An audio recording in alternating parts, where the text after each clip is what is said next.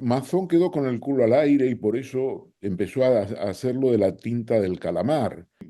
Yo creo que no solo es cómplice, Mazón y Feijóo dirigieron esto juntos, porque mientras Mazón brillaba por su ausencia en Valencia, Feijóo atacaba al gobierno de Pedro Sánchez. Lo de Felipe González ya no es curioso, es la crónica anunciada de una obsesión.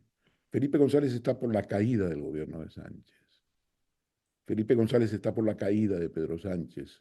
Considera que es uno de los peores peligros para la democracia española. Te diré que no sigo a Iker Jiménez y no he visto en mi vida un solo programa suyo, pero si tiene, digamos, esta conducta suya en relación a la actualidad y a los bulos, me parece francamente despreciable. Ernesto Kaiser, ¿qué tal? Buenos días. Muy buenos días, Jesús. Bueno, vaya cómo está la actualidad. Oye, ¿qué te parece esto de Valencia, este presidente autonómico Mazón? Hay unas horas en las que dice, estuvo en una comida, qué larga comida, vaya gestión, hay cientos de muertos, la polémica entre el gobierno autonómico y el gobierno central, un acontecimiento histórico como esta Dana. ¿Qué te parece el espectáculo que se está viendo, por llamarlo de alguna manera, lo de espectáculo con todos los respetos? Bueno, claro, porque vamos a ver, la última cifra de muertos que yo por lo menos tengo he visto son 219 muertos.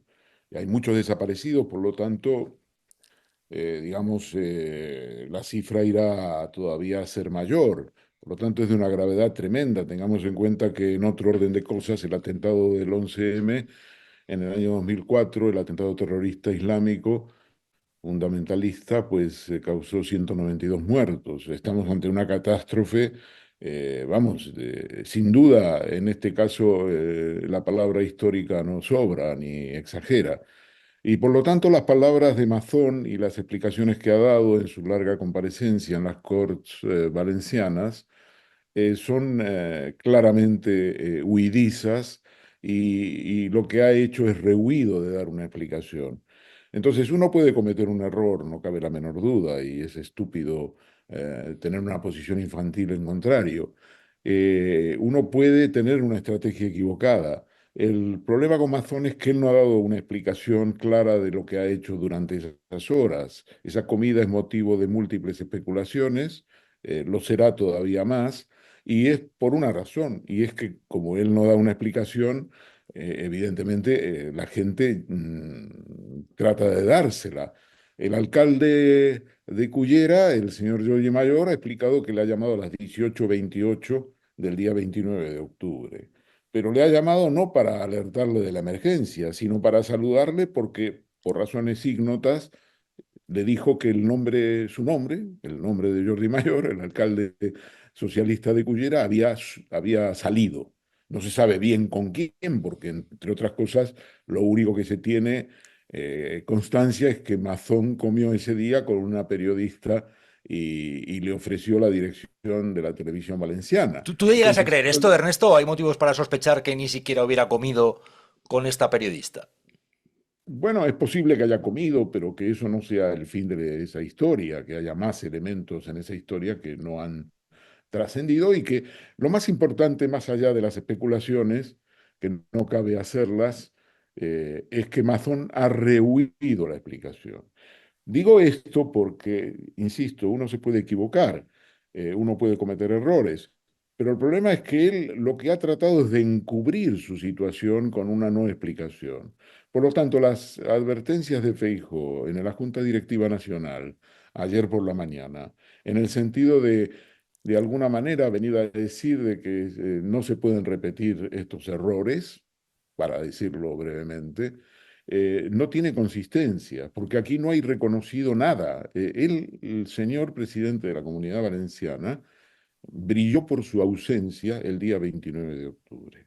Y no solo brilló por su ausencia, unos días antes había manifestado, el día 27 de octubre, que sus relaciones con el presidente del gobierno, el señor Pedro Sánchez, y con la ministra Rivera de Medio Ambiente, pues habían estado muy bien, habían ido muy bien y que les estaba agradecido.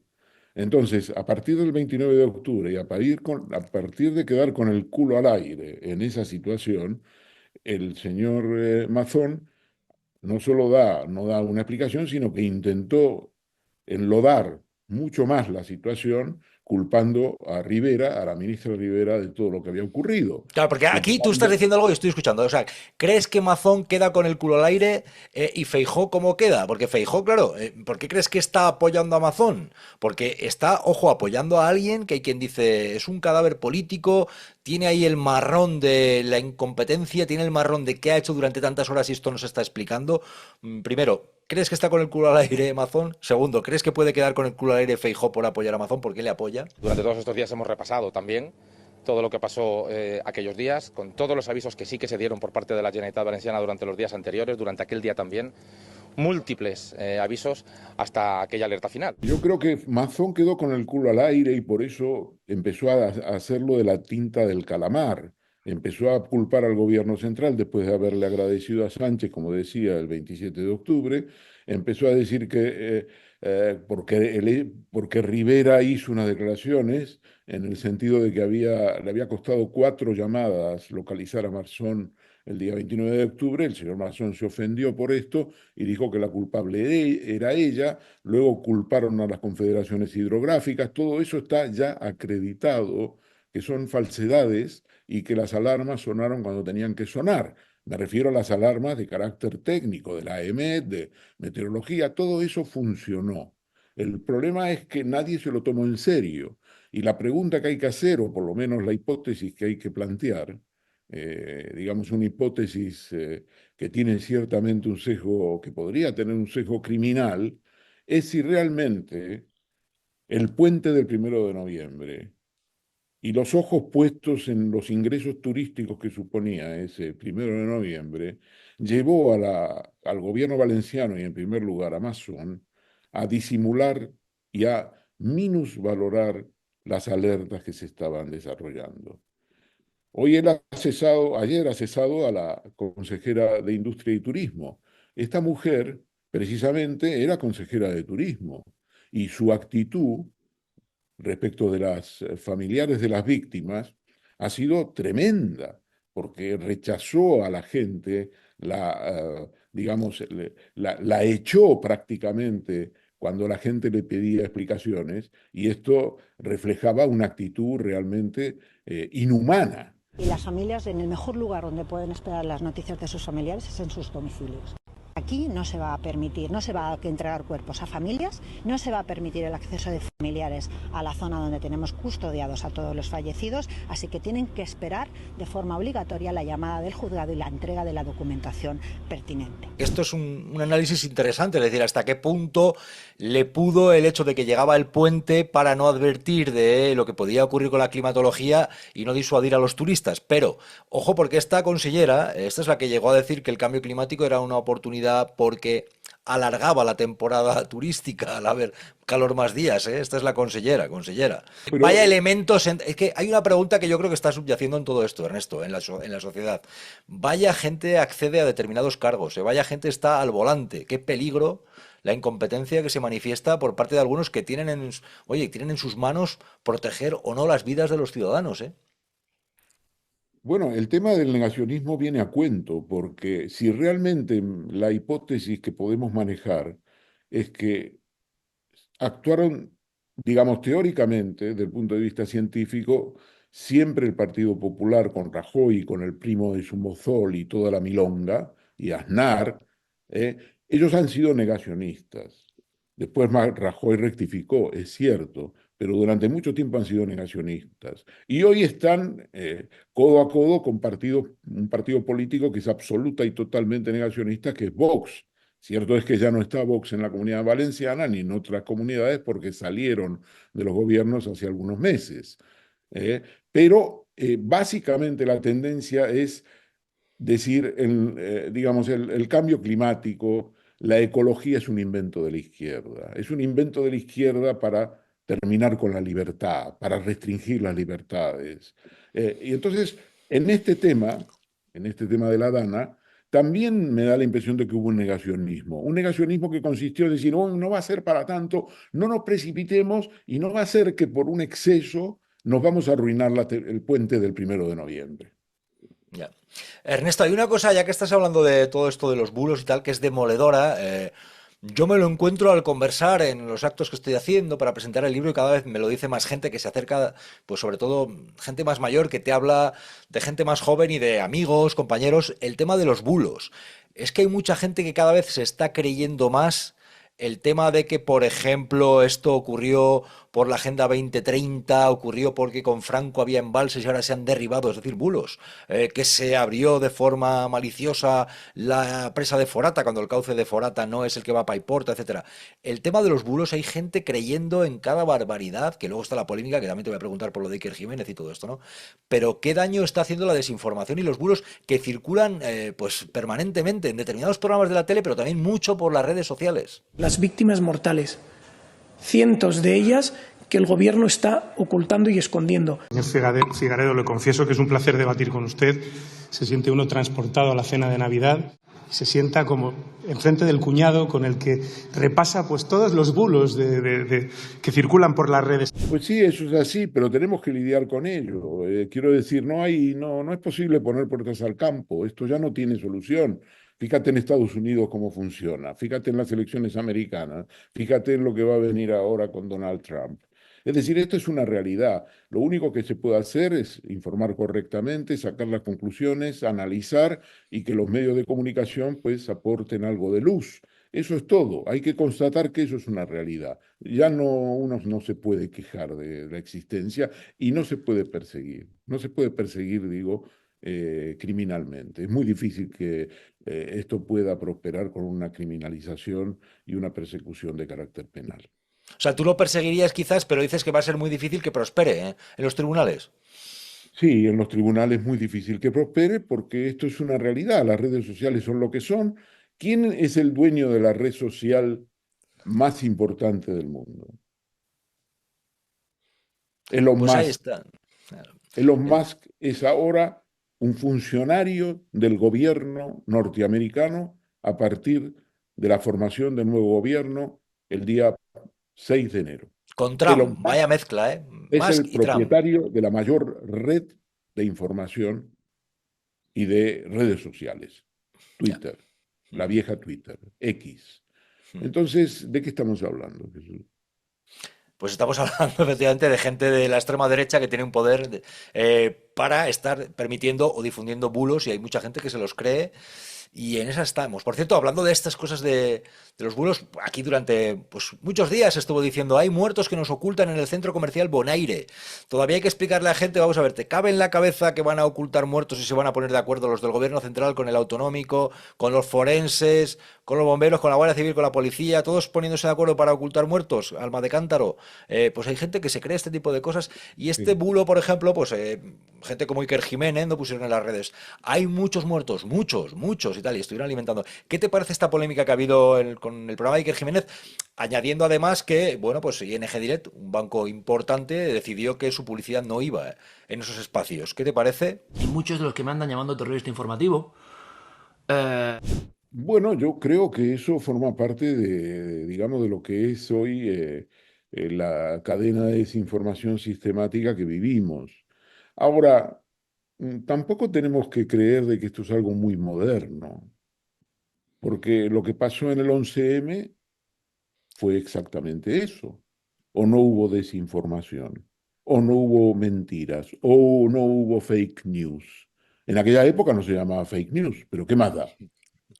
En la época en que se hablaba de que no había sido el fundamentalismo islámico, el terrorismo islámico y que era ETA, en la época que se hablaba de Marruecos, en la época que se hablaba de que los que habían muerto en realidad, de que los explosivos, toda esa historia del 11M eran fake news y eso ha estado presente. Y fíjate, tantos años después, todavía se sigue hablando de lo mismo. La gente que inventó esos bulos sigue eh, convencida de que lo que decía era así, que hubo una conspiración, que el gobierno la caída del gobierno de Aznar fue el producto de esa conspiración y que todo fue una mentira y que el CNI estaba, digamos, estaba dividido y que el Partido Socialista tenía una información privilegiada. Todo eso funcionó así. Fue una barbaridad. Pues tú Luego fíjate que llegamos esto, a la aparte de cabeza. que siga, a mí sí me llama la atención, entonces le llamábamos teorías de la conspiración, ahora se llama fake news. Pero es cierto, ¿no te das cuenta, Ernesto, de que todo esto de la conspiración y la conspiranoia vende? El crear, oh, conspiración, esto, este misterio, esto qué será. Bueno, Entonces, a siempre ha la gente vendido, hay gente siempre ha que se siente vendido. ¿Quién atraída, mató a ¿no? Kennedy? Y todavía Claro, el tema de Kennedy sigue pero hay vendiendo. gente que lo explota esto incluso, ¿no? Comercialmente, en las televisiones o demás, o la conspiración, será esto que no nos han contado. Y hay gente que crea absolutas marcianadas, esa es la realidad, ¿no? La Así es, conspiración así vende, es. hoy en día la conspiración vende, ¿no? Sí. Bueno, a Ven. mí, en materia de conspiraciones, hoy me ha indignado lo que ha pasado, porque me he enterado, porque tuve unas fuentes directas de lo que ha pasado ayer en el juzgado 41 de Madrid, con la ¿Qué ha decisión de pasado? tomar declaración a Juan José Güemes, una persona que conozco desde que era prácticamente adolescente, ¿eh? Eh, donde no estaba en la política todavía, estaba ahí paseando por el Congreso de los Diputados, todavía Este lo era recuerdo de consejero de él. Esperanza Aguirre, Ernesto. Bueno, luego muchos años más tarde fue consejero en dos etapas de Esperanza Aguirre. Una vez fue Y fue consejero también de pareja de Empleo, la hija de Carlos Fabra, ¿no? Pareja de la hija de Carlos Fabra. exactamente, y luego fue consejero de Sanidad.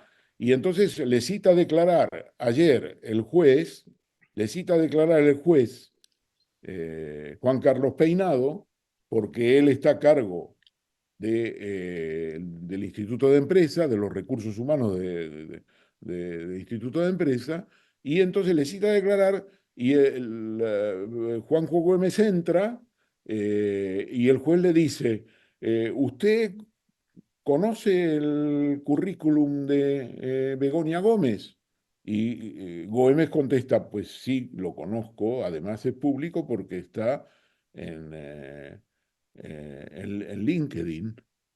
Contesta así y dice, pero usted conoce las declaraciones de la señora que vino a declarar que usted supervisa en el Instituto de Empresa.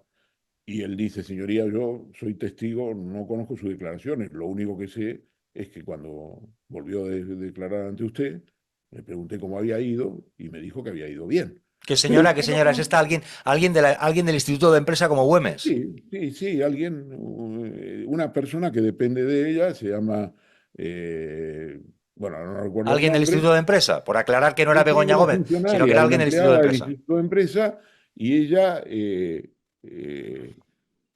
pues declaró en su día, y entonces ella declaró en su día que contrató a Begoña Gómez por indicación de su jefe. ¿Quién es su jefe? Juan José Güemes. Y entonces el juez le preguntó si que ella había declarado eso y él le dijo, sí, es así, es así. Y entonces volvió con el tema del currículum. Pero como esta señora, y entonces como Güemes trató de explicarle que no veía ningún problema con el currículum, el juez se irritó y le dijo, bueno, pues se termina esta declaración aquí. Se termina esta declaración aquí y ya volverá usted a declarar en calidad, en otra calidad. Y nada más salir al cabo de los 5 minutos, le cita a declarar como imputado, irascible, irritado. Esto es la Inquisición, Jesús. Yo no sé, que investigue lo que quiera sobre Begoña Gómez y sobre lo que él quiera, pero esto no se puede tolerar. Y no se puede tolerar. Esto es un sistema inquisitivo. Este señor se ha puesto como objetivo hacer una exposición razonada al Tribunal Supremo para que sienten en el banquillo al presidente del gobierno. Y lo que está haciendo con su mujer y con los otros acusados, porque ahora ya tenemos imputados a Begoña Gómez, tenemos a Bernabé, eh, tenemos a Jodache, que es el de la Universidad Complutense, y tenemos a Juan José Güemes. Entonces, lo que está haciendo es engordando, digamos, inflando una burbuja para terminar haciendo una petición razonada, porque la responsabilidad no es del juez que presenta la exposición razonada. La exposición razonada va al Supremo y es el Supremo quien decide. Por lo tanto, el juez se lava las manos una vez que escribe la exposición razonada y esta pasa al Supremo. Ya veremos entonces lo que pasa. Pero este juez está en eso, es una inquisición, la verdad es deplorable. Todos los testimonios que he recibido después de la declaración de Juan José Güemes ayer son absolutamente idénticos. Es un juez que es irascible, se irrita simplemente porque no bailas el ritmo que él pone y entonces te imputa. Pues esta vez se ha enfadado esta vez con un ex consejero de Esperanza Aguirre, ex pareja, yerno de Carlos Fabra, el todopoderoso Carlos Fabra en la Comunitat Valenciana.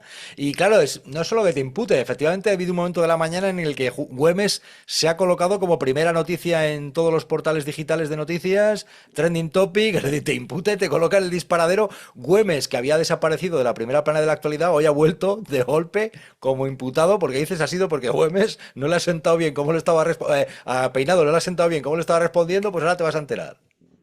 Claro, porque fíjate lo siguiente, el juez le dice, si conoce la declaración de su subordinada,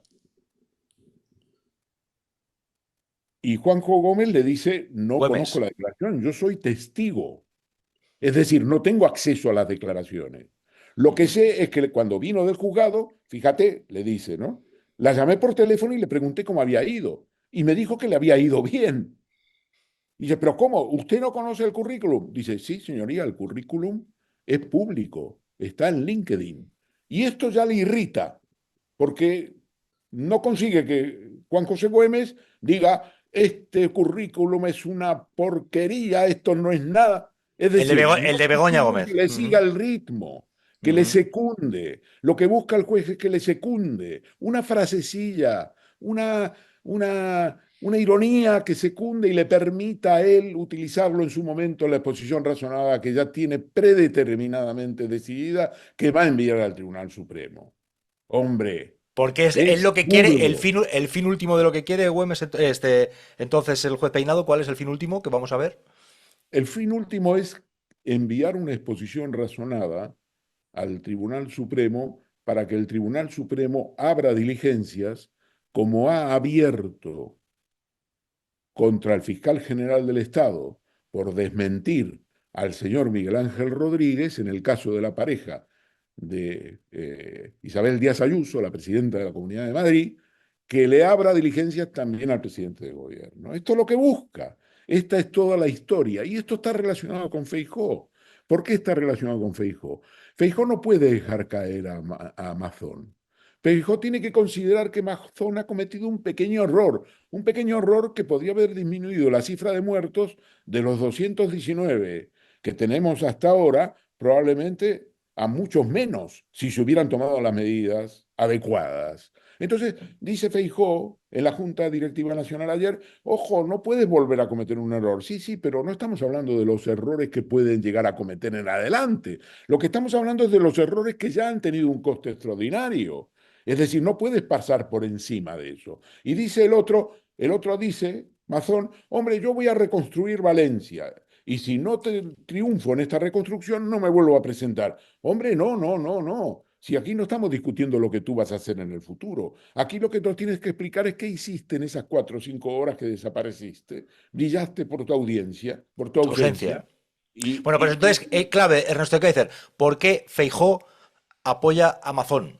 bueno, Y si esto es y si esto es ahora mismo porque una Feijóo jugada no muy puede arriesgada. admitir una crisis, no puede admitir una derrota, porque su plan es cuanto antes quitarse de encima a Pedro Sánchez. Feijóo no piensa en agosto del 2027. No, no, no se trata de las elecciones próximas. Feijóo se lo quiere cargar ya y necesita que alguien se lo cargue ya. Y no va a cometer un error quitándose a Amazon de encima, porque eso aparecería como una debilidad. Aparecería como reconocer que es un error tremendo y por lo tanto que él asume ese error. Él no quiere asumir responsabilidades. Cada vez que se plantea el problema de asumir responsabilidades, dispara contra Sánchez. En el tema de Rivera es clarísimo. Están haciendo un montaje en la Unión Europea contra el nombramiento de Rivera como comisaria de energía Teresa Rivera. y de Teresa Rivera como comisaria de energía. Y entonces, ahora, por lo que se ha comentado ayer, ya tarde, van a llegar a un acuerdo, una especie de toma y daca, una especie de intercambio de cromos, donde van a apoyar el nombramiento de un candidato propuesto por la presidenta del gobierno italiano, la señora Meloni, para meterle en la lista y a cambio de que el Partido Popular Europeo levante el veto a Teresa Rivera. Este va a ser aparentemente el pacto, pero no era que hacíamos una especie de, no digo un cordón sanitario, pero sí, manteníamos a raya a la extrema derecha, pues no. Ahora vamos a hacer un acuerdo entre los socialistas, el Partido Popular Europeo y un sector de la extrema derecha representado por el gobierno italiano de Giorgia Meloni. Esto se sustancia con este pasteleo. Ernesto, una cosa que te quiero preguntar. A ver, entonces, ¿Feijóo es cómplice de un Mazón con el culo al aire? Bueno, yo creo que no solo es cómplice, Mazón y Feijóo dirigieron esto juntos, porque mientras Mazón brillaba por su ausencia en Valencia, Feijóo atacaba al gobierno de Pedro Sánchez. Es decir, Cuidado, cuidado. Está a punto de atacaba decir al gobierno Felipe. de Pedro Sánchez. Quiero decirte que la artillería estaba desplegada aquí y ya desde el primer momento atacaba a Pedro Sánchez. De modo que yo creo que no es, que es una complicidad muy clara, una división del trabajo. Y después, cuando ya las cosas se salieron de madre, incluso llegó a polemizar con Pedro Sánchez con el argumento de que él tenía que tomar el mando de la situación. Y ahora nos viene a decir en la Junta Directiva Nacional de ayer, después de decir a Pedro Sánchez que tenía que tomar el mando, nos viene a decir que ayer, que bueno, que en fin, que ojo con no cometer nuevos errores, que esto, en fin, nos ha dado este pase. El Gobierno central y la Generalitat Valenciana. Ambas están obligadas, en mi opinión, a dos cosas. En primer lugar, a evaluar desde la crítica y la autocrítica la tragedia. Y en segundo lugar, a compensar lo ocurrido con un proceso de reconstrucción que permita a la gente volver a vivir con normalidad y, desde luego, a tener la seguridad de que esto no va a poder volver a pasar. ¿Te parece llamativo, porque antes estaba a punto de decir ahí Felipe González, ¿te parece llamativo que Felipe González y Aznar hayan salido también a cuestionar no sé, la actividad, la actitud, la gestión por parte del gobierno central? Es decir, es inmediato que ponen el foco lo de Felipe González es curioso, ponen el foco más en Sánchez que en el PP. Yo no hubiera dicho que me pidan lo que necesiten, yo no lo hubiera dicho. Entre otras cosas porque no me lo piden a mí, se lo piden al Estado español. Claro, lo de Felipe González ya no es curioso, es la crónica anunciada de una obsesión. Felipe González está por la caída del gobierno de Sánchez. Felipe González está por la caída de Pedro Sánchez. Considera que es uno de los peores peligros para la democracia española. González está de acuerdo con Aznar en que hay que reformar la Constitución y blindar la unidad nacional. Le parece que no es suficiente tal como está establecida en la Constitución. Entonces, no me parece curioso ya lo de Felipe González. Es la crónica anunciada de una obsesión. Qué curioso. Y Ayuso, porque ha comparecido con unas declaraciones especialmente, yo diría, repugnantes. Es decir, diciendo que el gobierno central no actúa porque como hay un gobierno de otro color, una serie de barbaridades de relacionar esto con la ruptura de España, y luego encima al mismo tiempo decir, no, nosotros no queremos sacar tajada de los muertos, pero si eres tú la que estás saliendo a decir incluso la barbaridad de que no se envió al ejército, cosa que es mentira porque el ejército está ahí, está la UME, para no molestar a los países catalans. O sea, es una ida de olla ya, que ya todo vale. Los países catalán, la Comunidad Valenciana, el ejército, todo en la misma costelera y hay gente que se lo cree. ¿Cómo ves a Miguel Ángel Rodríguez y Ayuso en este tema? Yo no sé si no han querido tampoco enviar a tiempo al ejército. No sé si esto ha sido motu propio para que esto que llaman países catalans no vean que tienen a su lado a una gran institución como es el Ejército de España, que siempre está donde se le necesita, cuando se le pide. Bueno, yo creo que ellos están esperando su momento en relación al partido. Están esperando su momento. Su momento puede llegar o no llegar, pero ellos esperan su momento. Ellos no saben si Feijóo va a ser el candidato para las próximas elecciones generales. E insisto, las elecciones generales están muy lejos. ¿Ah, sí? Para Feijóo es un trayecto tan largo, en la medida en que él está apostando por la caída inminente de Pedro Sánchez. Inminente quiero decir de aquí a unos meses, es decir, a que no pueda continuar. Esta es la dinámica, por eso es, digamos, una dinámica que ya vivimos en el año 1995-96. Las elecciones se adelantaron un poquito en aquella época y finalmente el Partido Socialista, con Felipe González a la cabeza, un Felipe González que en aquella época quería marcharse, no era un secreto, finalmente quedó derrotado por solo 240.000 votos. También eso hay que decirlo. También A ver, Ernesto, a modo de síntesis te quiero preguntar nada muy breve, muy conciso, entonces, por hacer un repaso, ¿vale? De forma muy concisa.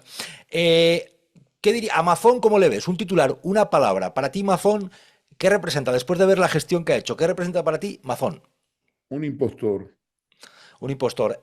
Feijóo, en la relación que está teniendo en esto de la Dana. Un impostor. Operador necesario de la impostura. Lo de los Reyes en Paiporta, lanzándoles barro, ahí estaba también el presidente del gobierno, lo vivido en Paiporta, ¿cómo lo describirías ese momento que es histórico, ver cómo lanzan barro al presidente, incluso algún palo que le lanzaron, barro a los Reyes? ¿Esto para ti es histórico?